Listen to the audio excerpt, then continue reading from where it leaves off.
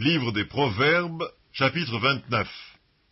Un homme qui mérite d'être repris et qui raidit le cou sera brisé subitement et sans remède. Quand les justes se multiplient, le peuple est dans la joie. Quand le méchant domine, le peuple gémit. Un homme qui aime la sagesse réjouit son père, mais celui qui fréquente des prostituées dissipe son bien. Un roi affermit le pays par la justice, mais celui qui reçoit des présents le ruine.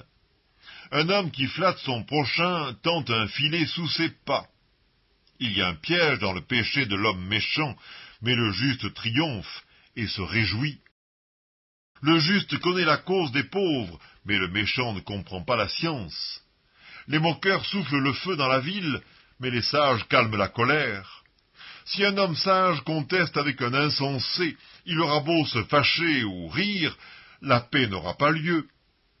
Les hommes de sang haïssent l'homme intègre, mais les hommes droits protègent sa vie.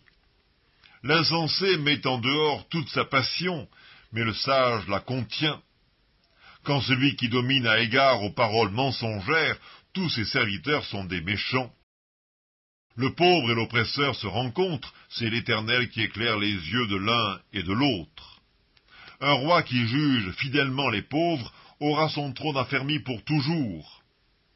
La verge et la correction donnent la sagesse, mais l'enfant livré à lui-même fait honte à sa mère. Quand les méchants se multiplient, le péché s'accroît, mais les justes contempleront leur chute.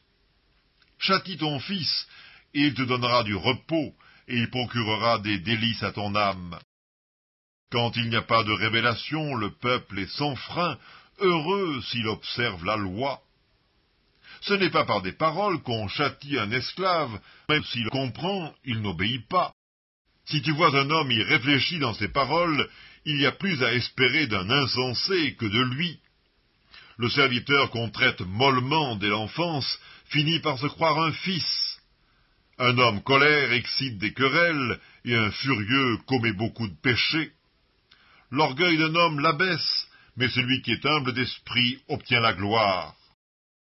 Celui qui partage avec un voleur est ennemi de son âme, il entend la malédiction et il ne déclare rien. La crainte des hommes tente un piège, mais celui qui se confie en l'Éternel est protégé. Beaucoup de gens recherchent la faveur de celui qui domine, mais c'est l'Éternel qui fait droit à chacun.